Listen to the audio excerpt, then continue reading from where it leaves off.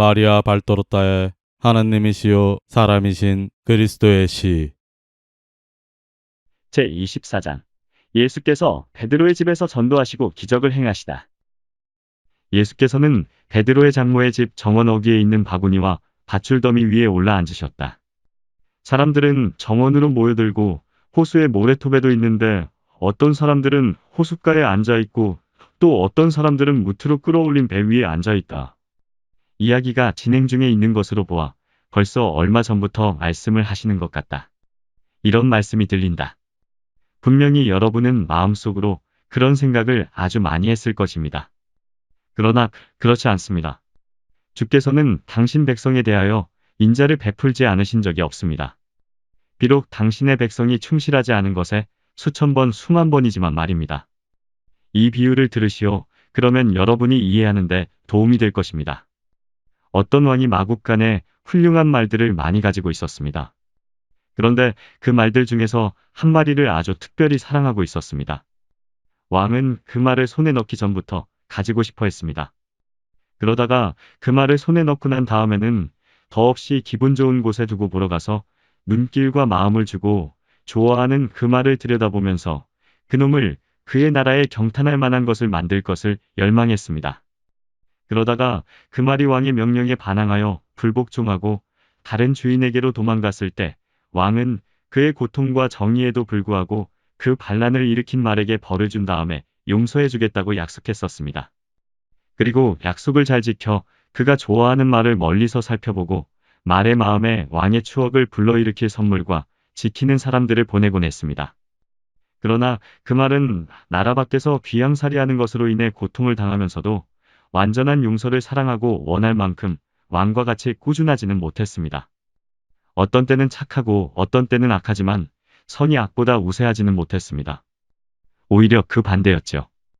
그런데도 왕은 참고 때로는 꾸지람으로 때로는 애무로 자기의 말을 가장 소중한 온순한 친구를 만들려고 애썼습니다.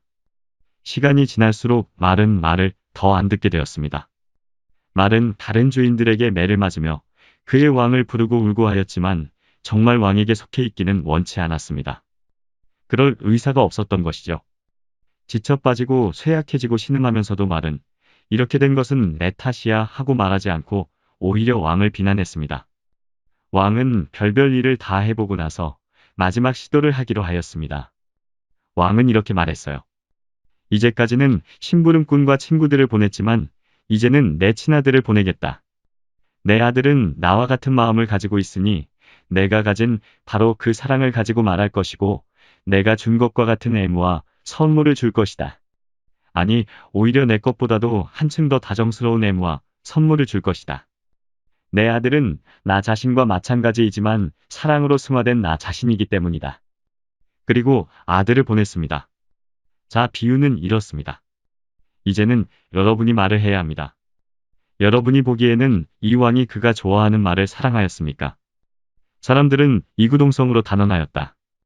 무한히 사랑했습니다. 말은 왕을 버린 다음에 그가 당한 모든 불행 때문에 왕에게 불평할 수가 있었습니까? 아닙니다. 불평을 할 수가 없었습니다. 하고 군중이 대답하였다. 이 질문에도 대답하시오.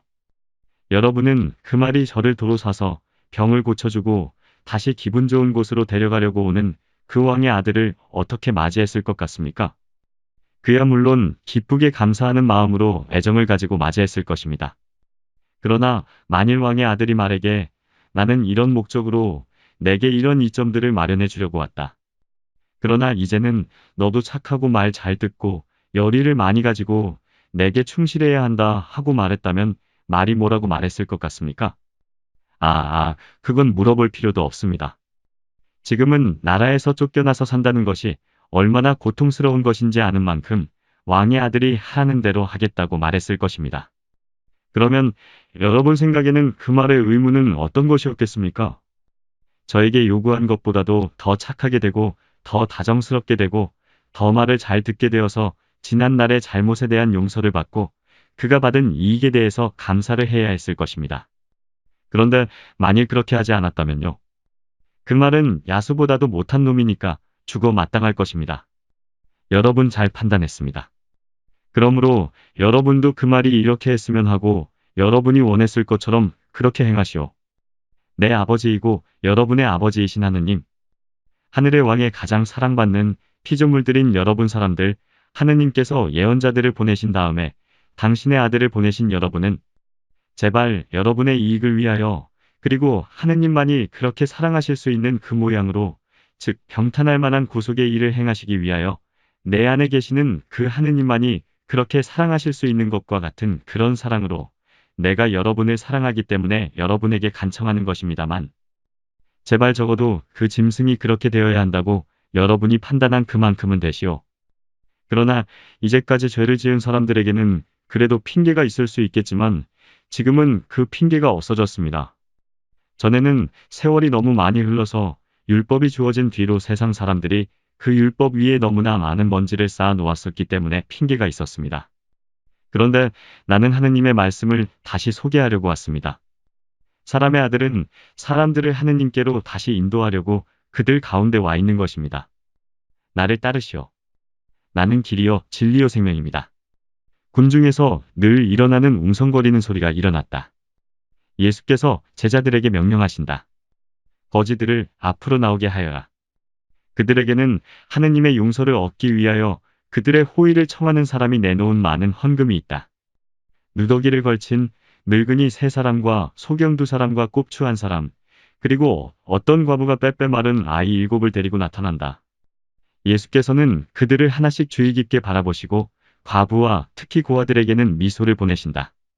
그리고 요한에게 이런 명령을 내리기까지 하신다. 이 아이들은 거기 정원에 두어라. 내가 그 애들에게 말을 하고 싶다. 그러나 어떤 작은 늙은이가 그분 앞에 나타나자 예수께서는 준엄해지시고 눈이 타는 듯하게 된다. 그러나 당장은 아무 말씀도 안 하신다. 예수께서는 베드로를 불러 조금 전에 받은 돈주머니와 선량한 사람들 사이에서 거둔 소에게 기부금인 잔돈이 들어있는 다른 주머니를 달라고 하신다. 그리고 모두를 우물 곁에 있는 긴 걸상에 쏟아서 세시고 6몫을 만드신다. 모두 운전으로 만든 대단히 큰 몫과 동전이 많고 큰 돈은 몇 개만 있는 그보다 더 작은 몫이다. 그런 다음 불쌍한 병자들을 부르셔서 물으신다. 당신들은 내게 할 말이 하나도 없소? 소경들은 말이 없고 꼽추가 말한다. 선생님을 보내신 분이 선생님을 보호하시기 바랍니다. 그뿐이다. 예수께서는 소에게 기부금을 그의 성한 손에 건네주신다. 그 남자는 말한다. 하느님께서 선생님께 갚아주시기 바랍니다. 그렇지만 이것보다 더한 것이 있습니다. 저를 고쳐주시기 바랍니다. 당신은 그렇게 해달라고 청하지 않았었소. 저는 실력자들이 짓밟는 불쌍한 지렁이 같습니다. 저는 선생님이 거지를 동정하시리라고 감히 바라지를 못했었습니다.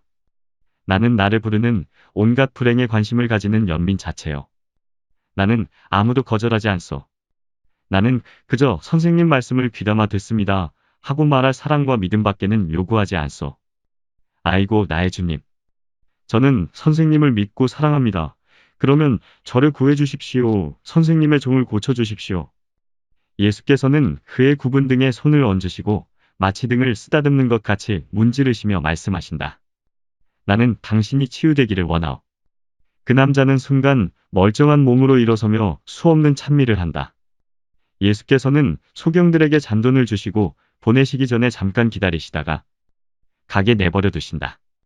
늙은이들을 부르신다. 첫째 노인에게 동량을 주시고 돈을 허리에 두르는 돈주머니에 넣는 것을 도와주신다. 그리고 딸의 병에 대하여 말하는 둘째 노인의 난처한 사정에 대하여는 동정을 가지고 관심을 기울이신다. 제게는 그 딸밖에 없습니다. 그런데 지금 그 애는 죽어갑니다. 제 처지는 어떻게 되겠습니까? 아이고, 선생님이 와주시면 좋겠는데요. 그 애는 일어설 수가 없습니다. 일어서고 싶지만 그렇게 못합니다. 선생님, 주 예수님, 저희들을 불쌍히 여겨주십시오. 할아버지 어디 사세요? 코라진에 삽니다. 어른이라는 별명을 가진 요나의 이사학이 있는 곳을 물으십시오. 정말 오시겠습니까? 제 불행을 잊지 않으시겠습니까? 그리고 제 딸을 고쳐주시겠습니까?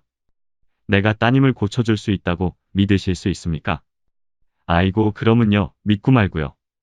그래서 그 말씀을 드리는 겁니다. 할아버지, 집으로 돌아가세요. 따님이 아버지에게 인사를 하려고 문지방에 나와 있을 겁니다. 아니, 그 애가 병석에 누워서 사흘째 일어나지를 못하는데요. 아, 알겠습니다. 아이고, 고맙습니다. 착하신 선생님. 선생님과 선생님을 보내신 분은 찬미 받으십시오.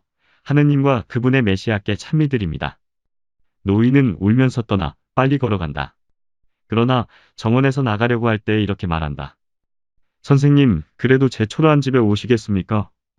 이사학이 선생님 발에 입맞춤하고 눈물로 발을 씻어드리고 사랑의 빵을 선생님께 드리려고 기다리고 있습니다. 예수님 오세요. 동네 사람들에게 선생님 말씀을 하겠습니다. 가겠습니다. 평안히 가시고 행복하십시오. 그 다음에는 작은 셋째 노인이 앞으로 나온다. 그 노인은 모든 사람 중에서 제일 형편없는 누더기 옷을 입은 것 같다. 그러나 예수께서는 이제 큰 돈뭉치밖에 안 가지고 계신다. 그런데 큰 목소리로 이렇게 부르신다. 아주머니, 아이들하고 같이 오세요. 젊고 마른 여자는 머리를 숙이고 앞으로 나온다. 그 여자는 불쌍한 병아리들 가운데 있는 가엾은 어미닭 같다. 아주머니 언제부터 과부가 되었어요? 태실이달이 되면 3년이 됩니다. 몇 살이오? 27살입니다. 그 아이들이 모두 아주머니의 아이들이오. 그렇습니다, 선생님. 그리고 저는 아무것도 가진 것이 없습니다. 모두 다 써버렸습니다. 이 아이들을 모두 데리고 있는 저를 아무도 받아주지 않으면 어떻게 일을 할 수 있겠습니까? 하느님께서 당신이 만드신 벌레도 버리지 않으십니다. 부인도 버리지 않으실 것입니다. 어디 사시오? 베사이다에서 삼스타드 되는 호숫가에서 살고 있습니다. 이 사람이 저더러 오라고 말했습니다. 제 남편은 호수에서 죽었습니다. 어부였습니다. 이 사람은 안드레아인데 얼굴을 붉히며 피하려고 한다. 안드레아야, 이 여인에게 나를 보러 오라고 말하길 잘했다. 안드레아는 안심이 되어서 속삭인다. 그 사람은 제 친구였는데 착한 사람이었습니다. 그 사람은 폭풍우 중에 호수에서 죽었는데 배까지도 잃었습니다. 부인 받으시오. 이것이 한동안은 도움이 될 것이오. 그리고는 다른 태양 같은 존재가 부인에게 나타날 것입니다. 착하게 살면서 아이들을 율법을 지키도록 가르치시오. 그러면 하느님의 도움이 없지 않을 것이오. 부인과 어린 아이들에게 축복하오. 그리고는 아이들을 차례로 크나큰 연민을 가지고 쓰다듬으신다. 여인은 보물을 가슴에 꼭 껴안고 떠나간다. 그럼 내게는요? 남아있는 맨 마지막 노인이 묻는다. 예수께서는 그를 바라보시며 말씀을 안 하신다. 나는 아무것도 없습니까? 선생님은 공평하지 못합니다. 저 여자에게는 다른 사람들보다 6곱절이나 주면서 내게는 아무것도 안 주다니. 하긴 그건 여자였으니까. 예수께서 그를 바라보시며 아무 말씀도 안 하신다. 여러분 모두 이것이 공평한 일인지 생각해 보시오.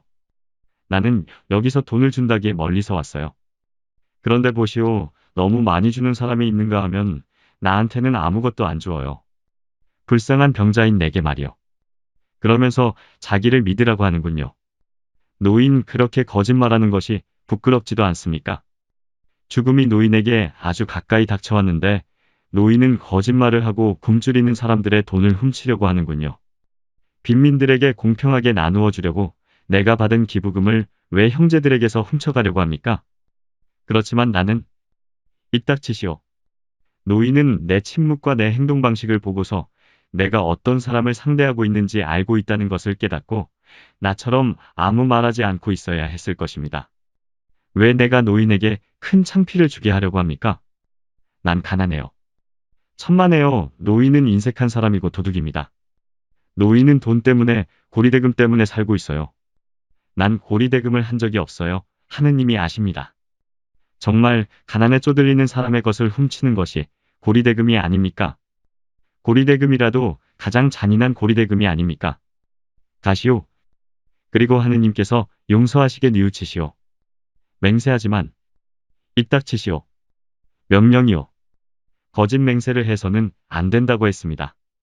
만일 내가 노인의 백발에 대하여 경의를 표하지 않았다면 노인의 가슴을 뒤져서 노인의 진짜 마음인 금전이 잔뜩 들어있는 돈주머니를 찾아낼 것입니다. 가시오.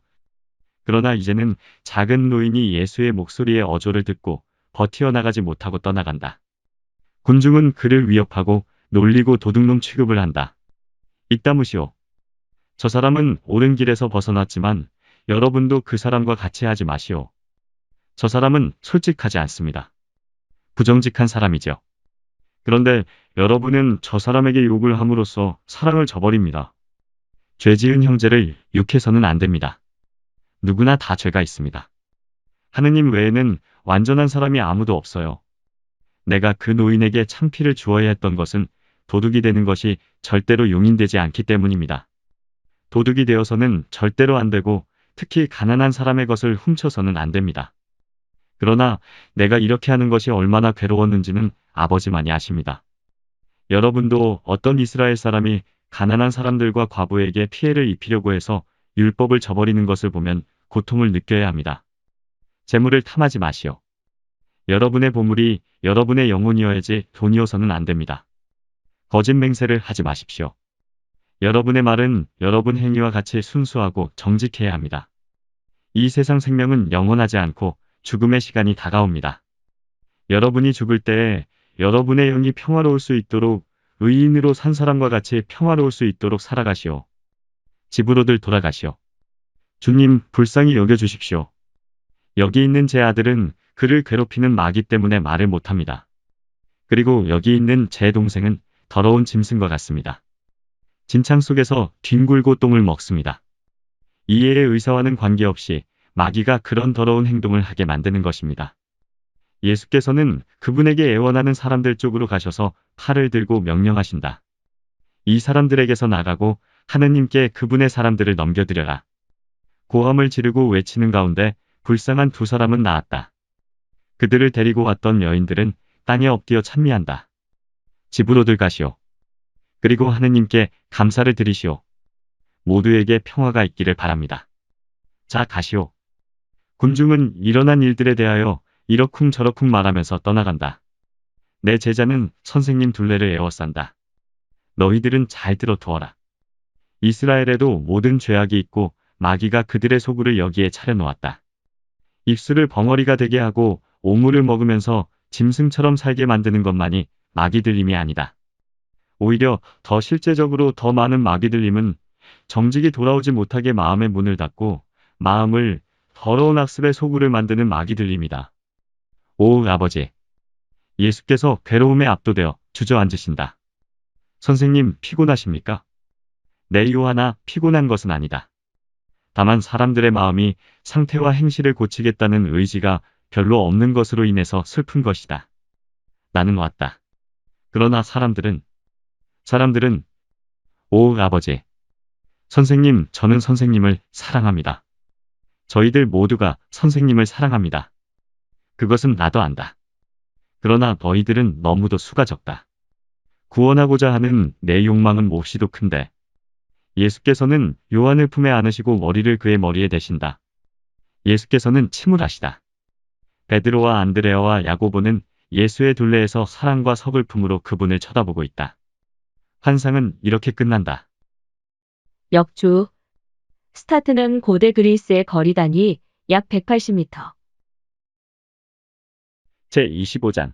예수께서 밤 동안에 기도하시다. 예수께서 할 수 있는 대로 소리를 덜 내시면서 가파르나움의 베드로의 집에서 나오시는 것이 보인다. 예수께서 베드로를 기쁘게 해주시려고 그 집에서 밤을 지내셨음을 알 수 있다. 아직 한밤중이다. 하늘에는 별이 총총 박혔다.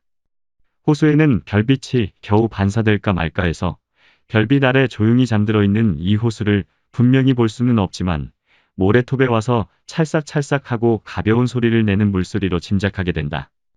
예수께서는 문을 잠그지 않고 나가시고 하늘과 호수와 길을 바라보신다. 잠시 생각하시다가 걸음을 옮기시는데 호수를 끼고 가지 않으시고 마을을 향하여 가신다.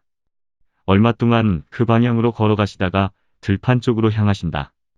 들판으로 들어가서 걸으시고 깊숙이 들어가셨다. 첫 번째 나타나는 올리브 나무를 심은 언덕 쪽으로 가신다. 그 푸르고 고요한 평화 속으로 들어가시어 꿇어 엎드리시고 기도를 드리신다. 열렬한 기도이다. 무릎을 꿇고 기도하시다가 마치 강하게 되신 것처럼 일어나시어 얼굴을 위로 쳐들고 또 기도를 하신다.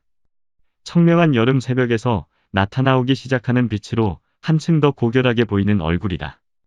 조금 전에는 어떤 정신적인 고뇌에 짓눌리시는 것처럼 긴 한숨을 쉬셨는데 지금은 미소를 머금고 기도하신다.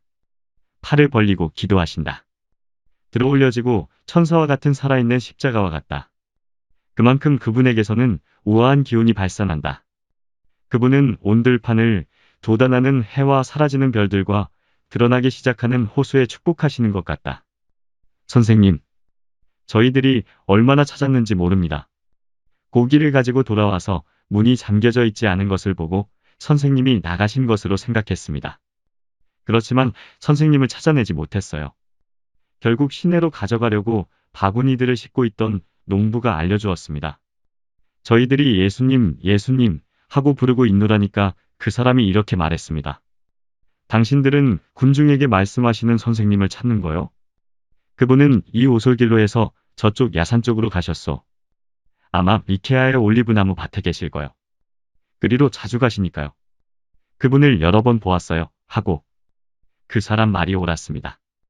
그런데 선생님, 왜 이렇게 일찍 나오셨습니까? 왜 쉬지 않으셨어요? 아마 침대가 편하지 않았었나 봐요. 아니다, 베드로야. 침대는 아주 좋고 방도 기분 좋았다. 하지만 나는 정신을 높이 올리고 아버지와 결합하기 위하여 자주 일찍 나오는 습관이 있다. 기도는 자기를 위하여도 다른 사람들을 위하여도 힘이 된다. 기도로는 무엇이든지 얻게 된다. 아버지께서는 우리가 청하는 은총을 항상 주지는 않으신다. 그렇다고 이것이 하느님 쪽에서 사랑이 부족해서 그렇다고 생각할 것이 아니라 그 거절이 각 사람의 운명을 가장 좋게 준비하는 계획과 일치한다고 생각해야 한다. 그러나 기도는 우리를 해치는 그 많은 것들에 저항해서 성덕의 길에서 떠나지 않게 해주는 평화와 균형을 틀림없이 가져다준다. 베드로야, 너도 알다시피 우리를 둘러싸고 있는 모든 것이 우리 정신을 흐리게 하고 우리 마음을 어지럽게 하기가 쉽다. 그런데 우리의 생각이 흐려지고 마음이 어지러워지는 가운데에서는 하느님께서 어떻게 당신의 말씀을 들리게 하실 수 있겠느냐? 그 말씀이 옳습니다. 그렇지만 저희들은 기도를 할 줄 모릅니다. 저희들은 선생님이 말씀하시는 훌륭한 말들을 할 줄 모릅니다. 너희들이 아는 것을 너희들이 아는 대로 말하여라.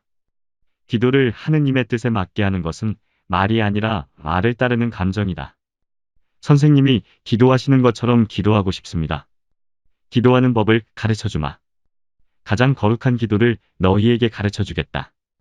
그러나 그 기도가 너희 입술에서 공허한 틀에 박힌 말투가 되지 않도록 나는 너희 마음 안에 미리 최소한의 성덕과 빛과 지혜를 가지고 있기를 바란다. 이런 목적으로 너희에게 가르침들을 주고 있는 것이다. 나중에 거룩한 기도를 가르쳐주겠다. 그런데 나를 찾았다니 내게 무슨 볼 일이 있느냐? 아닙니다. 그렇지만 선생님께 기대를 많이 거는 사람들이 하도 많아서요. 벌써 가파르나움으로 가는 사람들이 있었습니다. 거지들과 병자들과 애통해하는 사람들, 그리고 배우기를 갈망하는 선의의 사람들이었습니다. 선생님 계신 곳을 묻길래 선생님은 피로하셔서 주무십니다. 갔다가 다음 안식일에 오세요 하고 말했습니다. 아니다, 시무다. 그렇게 말하면 안 된다. 연민을 위한 날이 오직 하루만 있는 것이 아니다. 나는 일주일 내내 날마다 사랑이요 빛이요 구원이다. 그렇지만 지금까지는 선생님이 안식일에만 말씀하셨는데요. 그것은 내가 아직 알려져 있지 않기 때문이었다. 그러나 차차 사람들이 나를 알게 되는 데 따라서 날마다 은총이 흘러나올 것이고 은총이 있을 것이다. 잘 들어 두어라. 때가 오면 참새가 나뭇가지에 앉아서 쉬고 나다를 먹는 시간만큼의 여유도 사람의 아들에게는 남겨지지 않아 휴식을 취하고 식사를 할 시간도 없을 것이다. 그렇지만 그렇게 되면 선생님이 병이 드실 것입니다. 저희는 그렇게 되도록 놔두지 않을 것입니다. 선생님의 친절로 인해서 선생님이 불행하게 되셔서는 안 됩니다. 그럼 너는 그렇게 되면 내가 불행하게 되리라고 생각하느냐? 내가? 오, 그렇지 않다. 오히려 온 세상 사람이 모두 내게로 와서 내 말을 듣고 자기 죄를 뉘우치고 그들의 고통을 내 마음에 맡기고 그 영혼과 육체의 병을 고치려고 한다면, 그래서 그들에게 말하고 그들을 용서하고 내 자비로운 능력을 널리 베풀고 하느라고 내가 지치게 되면 그때에야말로 나는 너무나 행복해서 내가 아버지 안에 있던 하늘조차도 그리워하지 않게 될 것이다. 나를 찾아온 그 사람들이 어디서 온 사람들이더냐? 코라진, 벳사이다, 가파르나움에서 온 사람들이었습니다. 그리고 티베리아와 제르게사와 이 도시나 저 도시 사이에 흩어져 있는 작은 마을들에서까지도 수백 명이 왔습니다. 그들에게 가서 내가 코라진과 벳사이다, 그리고 이 도시와 저 도시 사이에 있는 마을들에게도 가겠다고 일러라. 가파르나움에는 왜 안 가십니까? 그것은 내가 모든 사람의 것이고 모든 사람이 나를 만나야 하기 때문이다. 그리고 또 늙은 이사학이 나를 기다리고 있다. 그의 희망이 어긋나서는 안 된다. 그러면 선생님이 여기서 저희를 기다리시겠습니까? 아니다. 나는 갈 터이니까 너희들은 가파르나움에 있으면서 군중을 내게 보내도록 하여라. 그러면 애가 돌아오마. 저희들만 있겠군요. 하고 베드로가 아주 침울해진다. 슬퍼해서는 안 된다. 순종으로 인하여 내가 명랑하게 되고 순종함으로 인해서 내가 유익한 제자가 된다는 확신을 가져야 한다. 또 다른 사람들도 너와 더불어 너같이 되어야 한다. 베드로와 안드레아, 야고보와 요한이 명랑해진다. 예수께서는 그들에게 강복하시고 서로 헤어지신다. 환상은 이렇게 끝난다. 제26장 코라진 근처에서 문둥병자를 고쳐주시다. 오늘 아침 채발가 오기 전부터 어떤 불쌍한 문둥병자가 완전한 사진과 같이 명확하게 내 영적인 눈에 나타났다. 그 사람은 정말 인간 폐물이다. 몇 살이나 되었는지 말할 수가 없겠다. 그만큼 그 병으로 인하여 훼손되었다. 해골처럼 마르고 반벌거숭이로 바싹 마른 미라 같은 육체를 보이고 있다. 손과 발은 뒤틀렸고 떨어져 나간 부분들이 있어서 그 볼품없는 손발이 이제는 사람의 것이 아닌 것 같아 보인다. 마디가 떨어져 나가고 뒤틀린 손은 어떤 날개 달린 괴물의 발 같고 바른 소의 굽과 같다. 그만큼 오그라들고 흉하게 되었다. 그리고 머리는 묻지 않고 두어서 태양과 바람으로 미라처럼 된 시체의 머리가 이 머리와 같으리라고 생각한다. 여기저기 몇 군데 머리털 뭉치가 머리로 인하여 거칠어진 것 같이 누르스름하고 딱딱해진 피부에 달라붙어 있고 눈은 겨우 반쯤 떠져 있고 움푹 들어갔으며 입술과 코는 벌써 병이 갉아먹어서 연골이 드러나 있고 잇몸과 귀는 보기 흉한 잇몸과 외이의 흔적에 지나지 않는다. 그리고 이 모든 것 위에 어떤 고령토같이 누런 주름투성이의 피부가 덮여 있는데 그 밑에서는 뼈가 뚫고 나오는 것 같다. 이 피부의 역할은 그 보잘것없는 뼈들을 온통 흉터투성이이고 썩은 냄새가 나는 헌대로 갈기갈기 찢어진 그의 가소로운 부대 속에 함께 모아두는 일일 것이다. 한마디로 폐인이다. 이 광경을 보니 꼭 땅 위를 돌아다니는 죽음의 유령이 생각난다. 이 죽음의 유령의 해골은 주름투성이에 누렇게 뜬 피부가 덮여있고 온통 누더기로 된 더러운 망토를 두르고 있다. 이 문둥병자는 죽음의 유령이 들고 있는 낫은 들고 있지 않지만 어떤 나무에서 찢어냈을 것이 틀림없는 마디가 많은 지팡이를 들고 있다. 그 사람은 어떤 인가에서도 멀리 떨어져 있는 한 동굴 어귀에 있다. 진짜 동굴 같은 것이어서 어떻게나 퇴락했는지 그것이 원래 무덤이었는지 나무꾼들 오두막집이었는지 또는 어떤 허물어진 집의 자네인지 말할 수 없을 지경이다. 그는 그가 사는 동굴에서 100m 이상 떨어져 있는 한 길 쪽을 바라보고 있는데 그 길은 사람이 많이 다니는 길로 먼지가 많이 나고 아직 햇빛을 받고 있다. 길에는 아무도 없다. 눈 닿는 데까지 해와 먼지와 적막뿐이다. 서북쪽으로 올라가서 훨씬 더 멀리 떨어진 곳에는 마을이나 도시가 있는 것 같다. 적어도 1km는 떨어진 곳에 집들이 보인다. 문둥병자는 바라보다가 한숨을 쉰다. 그리고는 이가 빠진 사발을 들고 작은 개천에 물을 뜬다. 그것을 마신다.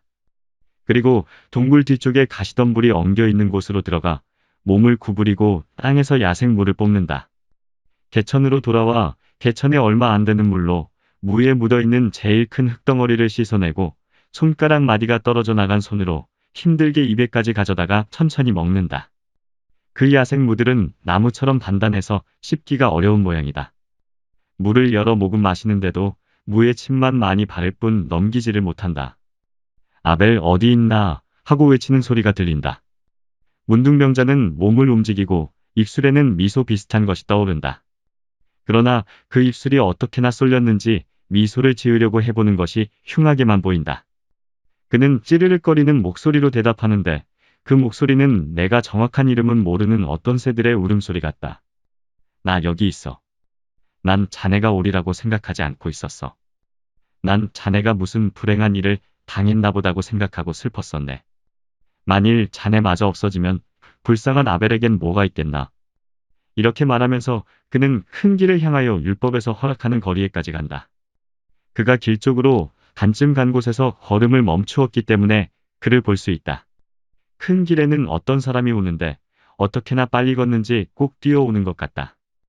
아니, 그런데 자네 사무엘인가? 아이고, 만일 당신이 내가 기다리는 사람이 아니면 당신이 누구이든 간에 나를 해치지 마세요. 아벨 날세. 원기왕성한 나란 말이야. 내가 얼마나 빨리 뛰어오나 보게. 내가 늦었다는 건 나도 알아. 그리고 자네 때문에 괴로웠어. 그렇지만 자네가 알게 되면 아이고, 자넨 기뻐할 걸세.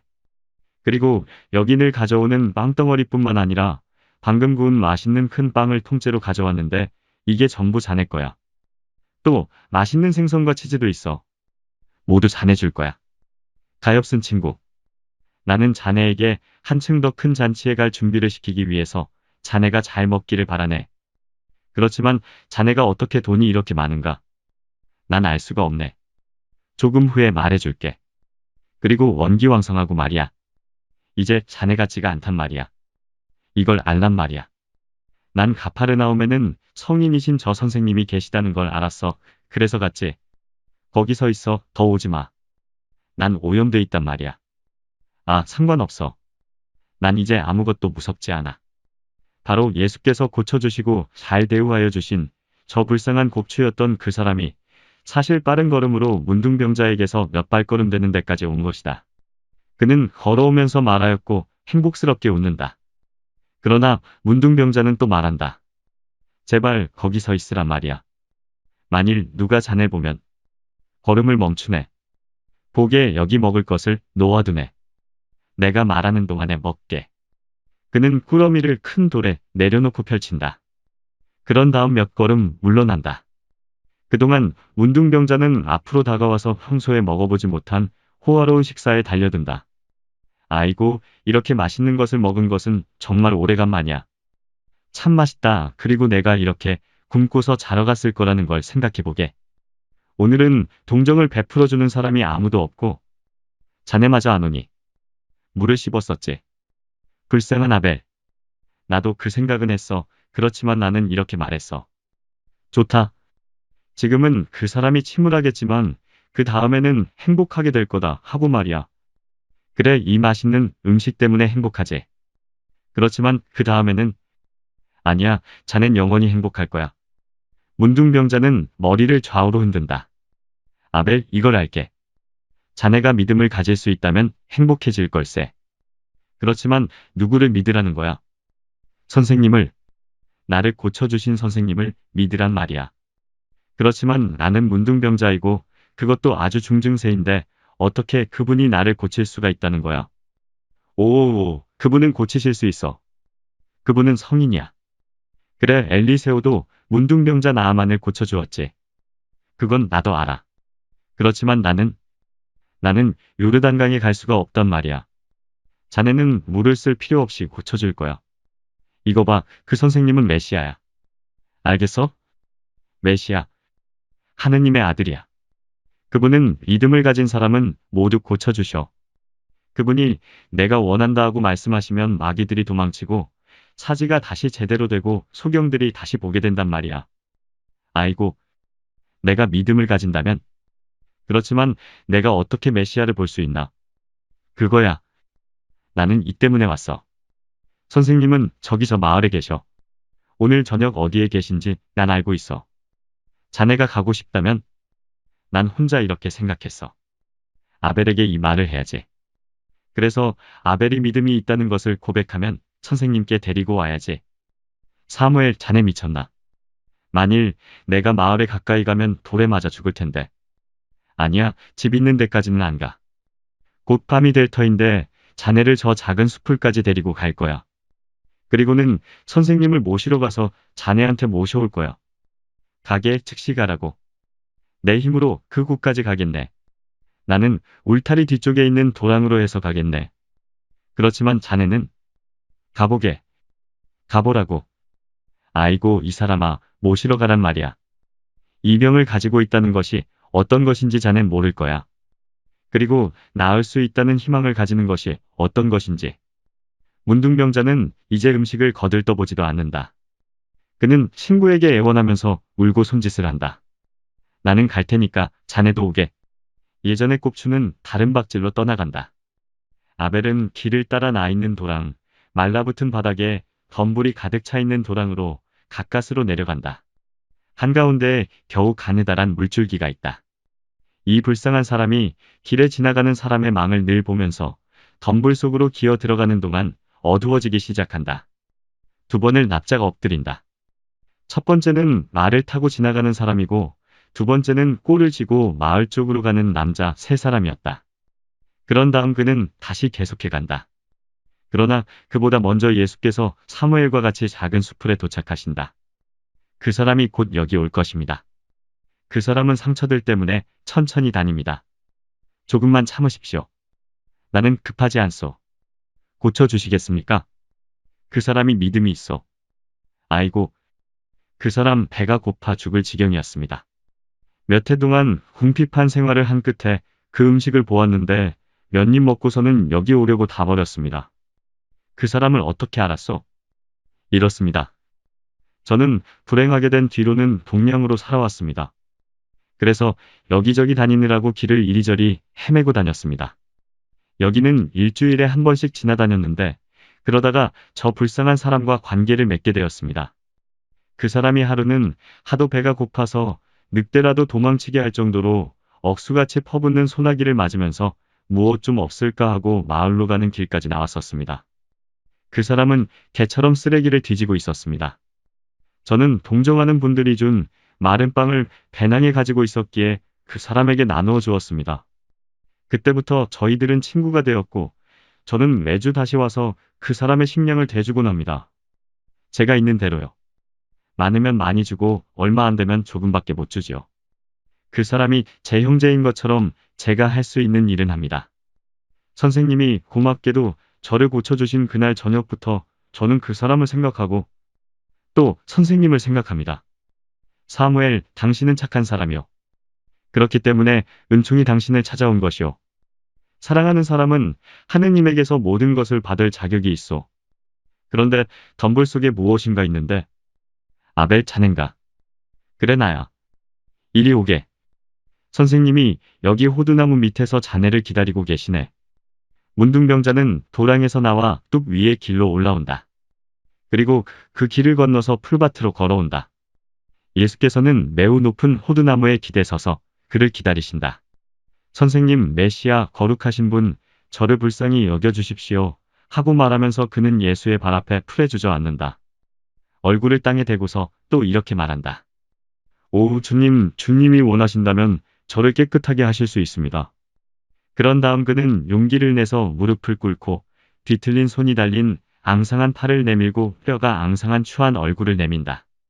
나병균이 갉아먹은 병든 눈구멍에서 눈물이 떨어진다.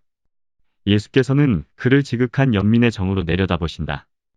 예수께서는 무서운 병이 모조리 먹어치우고 있는 빼빼 마른 사람을 내려다보시는데 그 사람이 어떻게나 혐오감을 일으키고 고약한 냄새가 나는지 참된 애덕이 있어야 그 옆에 있을 수 있을 지경이다. 그런데 예수께서는 이 불쌍한 사람을 쓰다듬으시려는 듯이 손을 당신의 아름답고 건강한 흰 손을 내미신다. 이 사람은 일어나지 않고 무릎을 꿇은 채 몸을 뒤로 젖히며 외친다. 저를 만지지 마십시오. 저를 불쌍히 여겨주십시오. 그러나 예수께서는 한 걸음 앞으로 나아가신다. 그리고 장엄하게 다정스러운 친절을 나타내시며 나병균에 휩쓸린 머리에 손가락을 얹으시고 목청을 돋구시어 오직 사랑뿐이시면서도 명령적인 목소리로 말씀하신다. 내가 원하니 깨끗하여져라. 손은 몇 분 동안 그 가엾은 머리에 얹힌 채로 있다. 일어나시오. 그리고 사제를 가서 만나시오. 그리고 율법이 명하는 것을 하시오. 내가 당신에게 어떻게 해주었는지를 말하지 말고 다만 착하게 살고 결코 죄를 짓지 마시오. 그대에게 축복하오. 오 주님, 아벨, 아니, 자네 완전히 나았어. 친구가 완전히 낫는 것을 보는 사무엘은 기뻐서 외친다. 그렇소, 이 사람은 성하게 되었소. 그의 믿음이 이 은혜를 그에게 가져다 주었소. 잘 가시오. 평화가 그대와 함께 있기를. 선생님, 선생님. 저는 선생님을 떠나지 않겠습니다. 선생님을 떠날 수가 없습니다. 율법이 명하는 것을 하시오. 그런 다음 다시 만납시다.